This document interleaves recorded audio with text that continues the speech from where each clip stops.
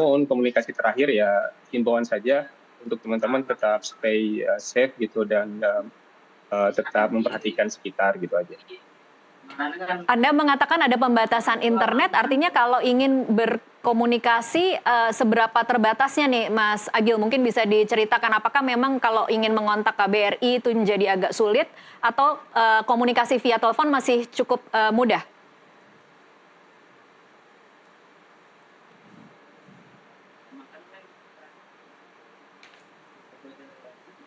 Ya, untuk saat ini kami lebih banyak komunikasinya pakai aplikasi lokal buatan Iran sendiri. Jadi memang pembatasan internetnya itu untuk aplikasi yang luar Iran. Jadi yang luar Iran kami harus pakai VPN. Dan itu pun juga masih agak kesulitan karena memang kendala jaringan dan sebagainya. Jadi untuk komunikasinya lebih banyak pakai aplikasi lokal ataupun telepon via nomor Iran. Baik, saya bergeser dulu ke Pak Jailani, Dirjen Asia Pasifik Afrika Kementerian Luar Negeri. Pak Jailani, mungkin saya konfirmasi terlebih dahulu karena informasi terakhir yang kami ketahui adalah untuk status Iran saat ini siaga 2, sementara Israel siaga 1. Lalu apa rencana dari Kementerian Luar Negeri untuk evakuasi WNI? Apakah sudah ada beberapa skenario yang disiapkan? Yang pasti saat ini KBRI Tehran bersama-sama Kementerian Luar Negeri dan beberapa perwakilan-perwakilan Indonesia di sekitar Iran telah melakukan koordinasi yang sangat intensif. Kita saat ini sudah mempersiapkan beberapa skenario evakuasi apabila ini diperlukan. Saat ini KBRI Tehran akan terus memonitor perkembangan situasinya maupun kondisi WNI dengan membentuk WhatsApp groups, dan kita juga membentuk narahubung dan koordinator di berbagai kota. Tadi Mas Agil kalau ada kesulitan untuk menghubungi dengan teman-teman ataupun menghubungi KBRI, silakan, nanti akan kami share juga nomor kedutaan, nomor emergensi yang bisa dihubungi apabila diperlukan. Dan yang pasti saat ini kita sudah mempersiapkan segala kemungkinannya apabila evakuasi diperlukan. Baik, Pak Jailani, kalau boleh tahu dari skenario-skenario yang sudah disiapkan, mana yang kemudian akan lebih mungkin dilakukan? Apakah melalui daratkah atau evakuasi melalui udara sehingga saat ini masih dimungkinkan? Dan kemudian kapan kira-kira itu akan dilakukan? Apakah memang ada syarat-syarat tertentu yang harus terjadi sehingga kemudian Kemenlu memutuskan akan mengevakuasi? Pertama, kalau kita lihat dari kondisi lapangan, saat ini semua penerbangan ke Iran dihentikan. Sehingga tentunya kita belum melihat kemungkinan untuk melakukan evakuasi melalui udara. Melalui udara tentunya adalah suatu pilihan yang paling mudah. Kita akan selalu milih yang termudah dan paling efektif. Namun demikian, seperti saya katakan tadi itu, situasi belum memungkinkan. Kemudian kedua, mengenai kemungkinan untuk melakukan evakuasi dari darat.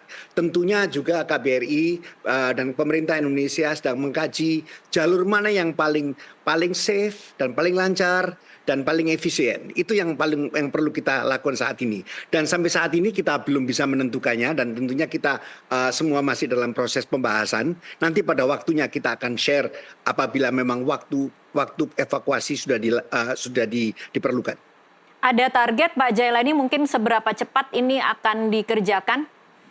Kita tidak memiliki waktu tertentu, tapi yang pasti kita akan merespon sesuai dengan tantangan keadaan di lapangan. Baik. Kalau melihat situasi yang ada saat ini, perbincangan di Kementerian Luar Negeri sendiri seperti apa Pak Jailani? Apakah memang dengan melihat perkembangan terakhir yang terjadi, ada prediksi bahwa ini akan menjadi konflik yang berkepanjangan? Memang tentang kemungkinan apakah situasi ini akan menimbulkan eskalasi ataupun potensi konflik yang lebih luas, itu kekhawatiran utama pemerintah Indonesia. Dan kita melihat bahwa akibat serangan Israel ini, reaksi internasional sudah bermunculan, meskipun reaksi itu sangat beragam. Kita ketahui kemarin Dewan Keamanan PBB telah melakukan pertemuan meskipun hasilnya seperti kita ketahui, kita tidak bisa berharap banyak dengan Dewan Keamanan PBB karena adanya perbedaan pandangan yang sangat tajam di antara anggota Dewan Keamanan PBB. Namun satu hal yang perlu saya garis bawahi, Sekjen PBB dan beberapa negara anggota PBB secara tegas menyampaikan posisi yang sama dengan posisi Indonesia, yaitu mengutuk tindakan yang dilakukan oleh Israel.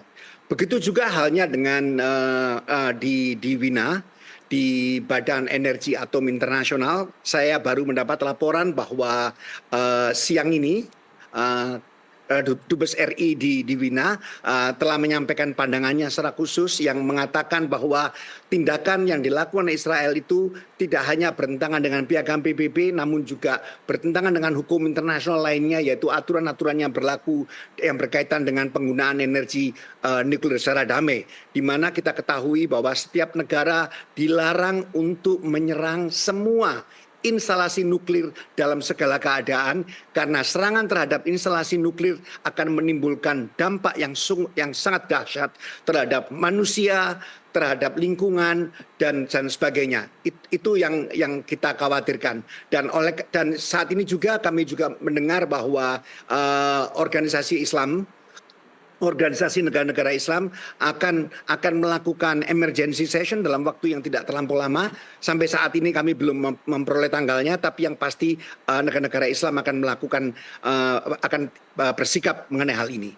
Dan sekali lagi, atas pertimbangan itu, posisi Indonesia cukup jelas bahwa Indonesia mengutuk atas semua peristiwa yang dilakukan oleh Israel, karena jelas itu akan merongrong prinsip-prinsip utama hukum internasional. Iya, agak pesimistis ya Pak Jailani berharap pada PBB karena kita sendiri melihat bagaimana tidak berdayanya PBB terhadap serangan-serangan Israel yang dilakukan kepada Palestina. Tetapi kalau saya boleh bergeser lagi ke Mas Agil sekarang. Mas Agil, kalau untuk kondisi WNI sendiri saat ini secara psikologis Anda menangkapnya seperti apa? Apakah memang masih cukup tenang atau masing-masing dari para WNI ini sudah mulai merencanakan bagaimana caranya menyelamatkan diri melalui jalur darat?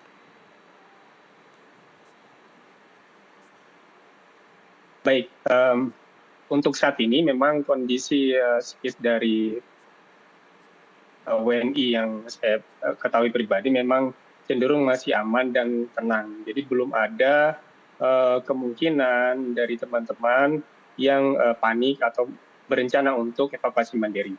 Jadi masih cenderung tenang. Transportasi di sana juga masih berjalan normal ya, Mas Agil? Masih berjalan normal. Artinya kalau mau keluar sendiri juga sebenarnya bisa ya? Betul, masih bisa. Oke, Mas Agil boleh cerita sedikit latar belakang Mas Agil berada di sana sebagai mahasiswa tahun keberapa, ambil jurusan apa mungkin dan berapa kira-kira teman-teman yang berada di universitas yang sama?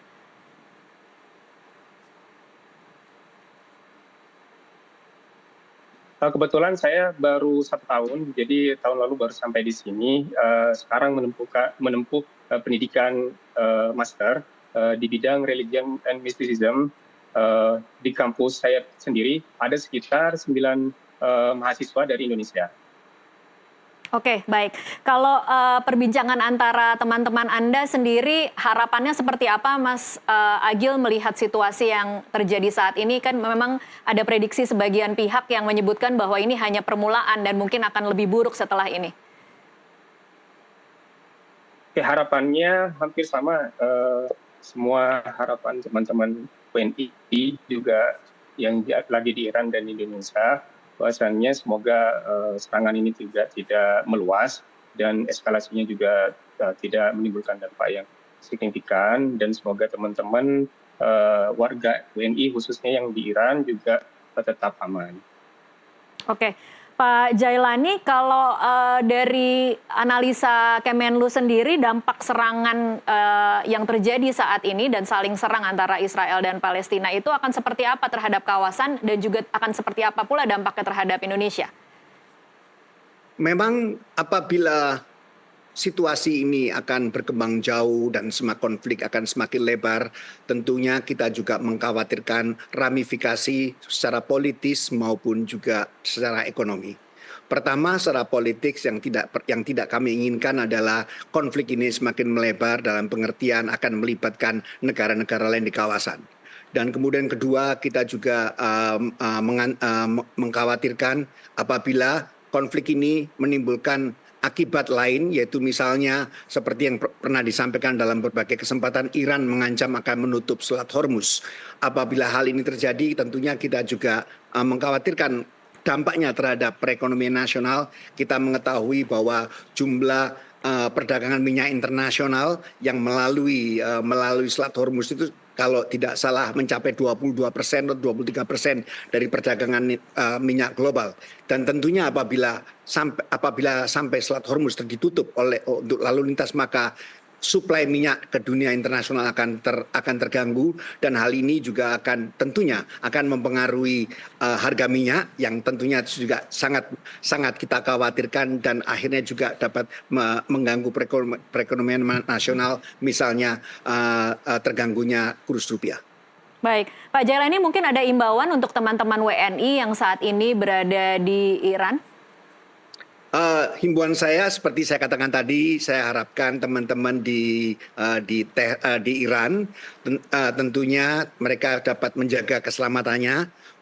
Langkah yang terpenting dilakukan adalah saling berkomunikasi satu sama lain, koordinasi dengan KBRI. Kalau Mas Agil ada kesulitan untuk berkomunikasi dengan KBRI Teheran, please kasih tahu dengan kita, saya akan bantu kalau memang diperlukan. Tapi yang pasti tolong hubungi yang teman-teman ini menjadi koordinator. Saya tidak tahu persis siapa yang menjadi koordinator di KOM saat ini. Tapi saya rasa KOM adalah konsentrasi mahasiswa Indonesia di sana, tentunya mungkin tidak terlampau sulit untuk berkomunikasi dengan yang lain. Terima kasih. Oke, ke Mas Agil lagi, Mas Agil, kalau mungkin ada yang ingin disampaikan atau titipan pertanyaan atau pernyataan kepada Pak Jailani, mungkin sekalian sebelum kita tutup segmen ini.